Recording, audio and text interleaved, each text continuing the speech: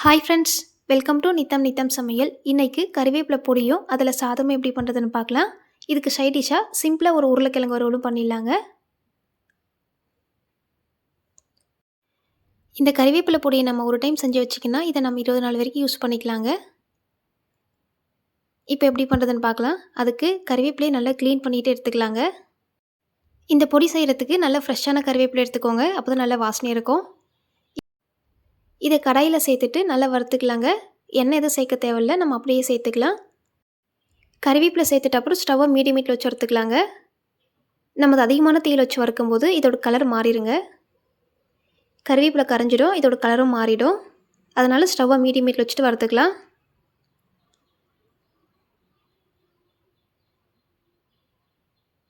இது ஒரு 7லேருந்து 8 நிமிஷம் போல் நல்லா வறுத்துட்டு எடுத்துக்கலாங்க.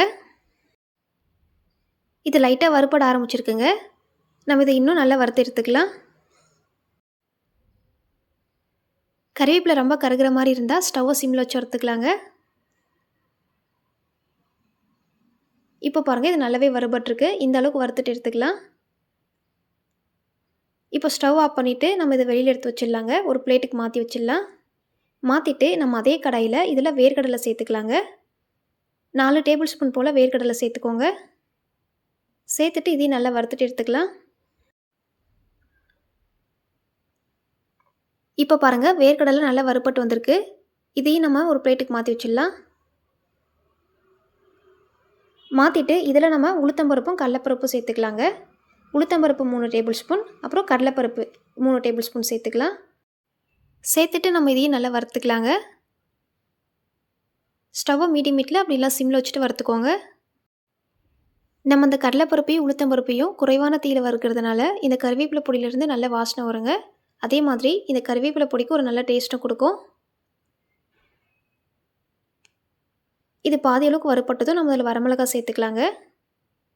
இப்போ பாருங்கள், இது பாதி அளவுக்கு வறுபட்டுருக்கு. இதில் வரமிளகாய் சேர்த்துக்கலாம். 10 வரமிளகாய் சேர்த்துக்கோங்க. சேர்த்துட்டு இதையும் நல்லா வறுத்துக்கலாம். நம்ம சேர்த்துருக்க கடலைப்பருப்பு உளுத்தம்பருப்பு கரைஞ்சிடாமல் வறுத்துக்கோங்க. ஒருவேளை இது கரைஞ்சிடுச்சுன்னா நமக்கு கறிவேப்பிலை பொடியில் அதே வாசனை வருங்க. அதனால் நம்ம குறைவான தீயில் வச்சுட்டு இது நல்லா வறுத்து எடுத்துக்கலாம். இது கூடவே 1 டேபிள் ஸ்பூன் சீரகம், 1/2 டேபிள் ஸ்பூன் மிளகு சேர்த்து வறுத்துக்கலாங்க. இந்த பருப்பு 3/4 வறுபட்டு வந்ததும் இதில் சீரகம் மிளகு சேர்த்துக்கோங்க. சேர்த்துட்டு நம்ம இதை 1 நிமிஷம் போல் நல்லா வறுத்துட்டு எடுத்துக்கலாங்க.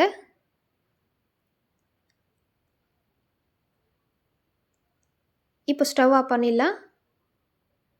ஸ்டவ் ஆஃப் பண்ணிவிட்டு இதையும் ஒரு பிளேட்டுக்கு மாற்றி வச்சிடலாங்க. இந்த கடலைப்பருப்பும் உளுத்தம்பருப்பும் இந்த மாதிரி பொன்னிறமாக செவந்து வரணுங்க. கரைஞ்சிடாமல் இந்த மாதிரி வறுத்துட்டு எடுத்துக்கோங்க.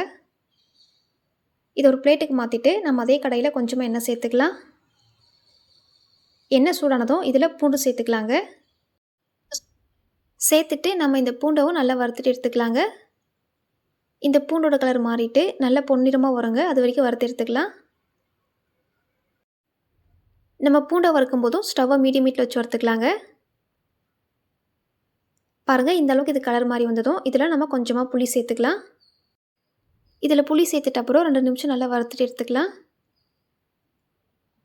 நம்ம பூண்டை மீடியம் ஹீட்டில் வச்சு வறுக்கும்போது பூண்டு நல்லா உள்ளேலாம் வெந்துட்டு இதுலேருந்து நல்லா வாசனை வருங்க. நம்ம ஹை ஃப்ளேமில் வச்சு வறுத்தோம்னா மேலே மட்டும் வெந்த மாதிரி இருக்கும், உள்ளே வெந்திருக்காது. இப்போ நம்ம அதை ஒரு பவுலுக்கு மாற்றிடலாம். இப்போ பாருங்கள், நம்ம வறுத்து வச்சுருக்க கறிவேப்பிலை நல்லாவே ஆறியிருக்கு. இது ஒரு மிக்ஸி ஜாருக்கு மாற்றிட்டு இதை அரைச்சிக்கலாங்க. நம்ம கறிவேப்பிலையும் பருப்பையும் ஒட்டுக்கா சேர்த்துட்டு அரைக்க வேணாம். ஃபஸ்ட்டு கறிவேப்பிலை அரைச்சிட்டு அப்புறமா இதில் பருப்பு சேர்த்துக்கலாங்க. நம்ம கறிவேப்பிலையும் பருப்பையும் ஒட்டுக்கா சேர்த்து அரைக்கும் போது இது ஒழுங்காக அரைப்பட்டு வராதுங்க. அதனால் ஃபஸ்ட்டு கறிவேப்பிலை அரைச்சிட்டு அப்புறமா பருப்பை சேர்த்துக்கலாம். இதுலேயே பூண்டையும் சேர்த்துக்கோங்க. வறுத்து வச்சுருக்க பூண்டு, புளி 2மே சேர்த்துக்கலாம். இந்த பொடிக்கு தேவையான அளவு உப்பும் சேர்த்துக்கலாங்க.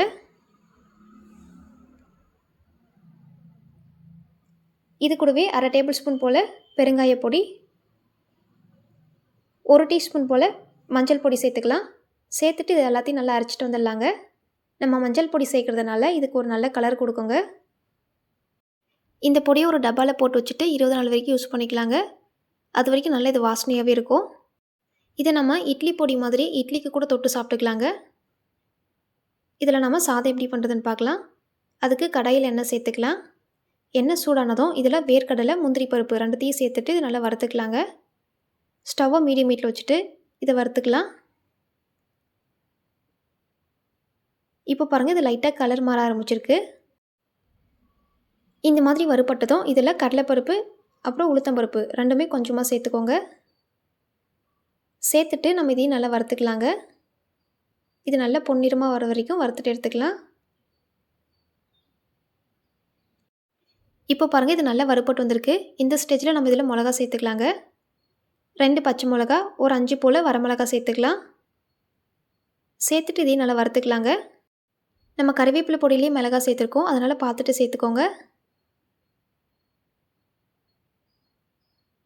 நம்ம சேர்த்துருக்க மிளகாவும் நல்லா வறுபட்டு வந்திருக்குங்க. இதில் கொஞ்சமாக சீரகம், கொஞ்சமாக கடுகு சேர்த்துக்கலாம். இது கூடவே வாசனைக்காக பெருங்காயத்தூள் அப்புறம் கறிவேப்பிலை இதெல்லாத்தையும் சேர்த்துட்டு 1 நிமிஷம் போல் வறுத்துக்கலாங்க.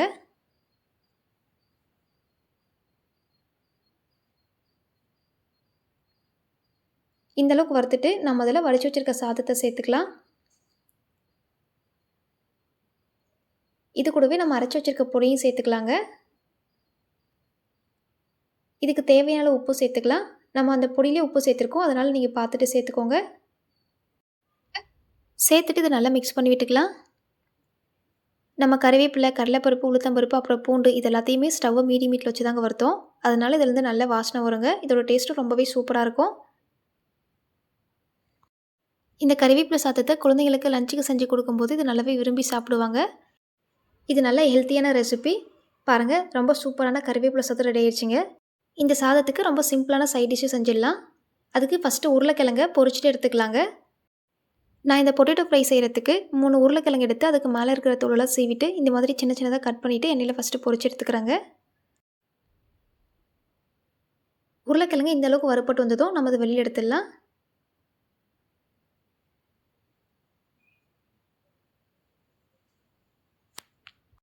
இப்போது கடாயில் எண்ணெய் அதிகமாக சேர்க்க வேணாம், 1 டீஸ்பூன் போல் சேர்த்துக்கோங்க. இதில் தனி மிளகாய் தூள், குழம்பு மிளகாய் தூள், சிக்கன் மசாலா, மஞ்சள் தூள், சீரகப்பொடி அப்புறம் மிளகு பொடி இது எல்லாத்தையும் சேர்த்துட்டு இது கூடவே கொஞ்சமாக உப்பும் சேர்த்துக்கலாங்க. ஸ்டவ்வை சிம்மில் வச்சுட்டு 2 நிமிஷம் போல் நல்லா வறுத்துட்டு எடுத்துக்கலாங்க. மசாலாவோட பச்சை வாசனையெல்லாம் போனதும் நம்ம ஏற்கனவே ஃப்ரை பண்ணி வச்சுருக்க உருளைக்கிழங்கு இதில் சேர்த்துக்கலாம். மசாலாவோட பச்சை வாசனையெல்லாம் போயிருக்கு. இதில் நம்ம உருளைக்கிழங்கு சேர்த்துக்கலாம். சேர்த்துட்டு நம்ம இதை நல்லா ஃப்ரை பண்ணிக்கலாங்க.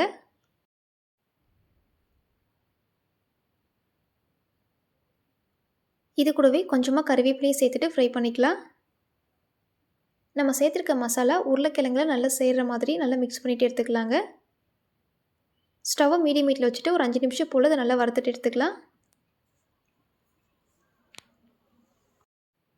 இப்போ பாருங்கள், நம்ம ரொம்ப ஈஸியான உருளைக்கிழங்கு ஃப்ரை ரெடி பண்ணிட்டோம். நீங்களும் இந்த கறிவேப்பிலை பொடி செஞ்சு பாருங்கள். செஞ்சு பார்த்துட்டு எப்படி இருக்குன்னு சொல்லுங்கள். இந்த வீடியோ உங்களுக்கு பிடிச்சிருந்தா லைக் அண்ட் சப்ஸ்கிரைப் பண்ணிக்கோங்க. நெக்ஸ்ட் வீடியோவில் பார்க்கலாம்.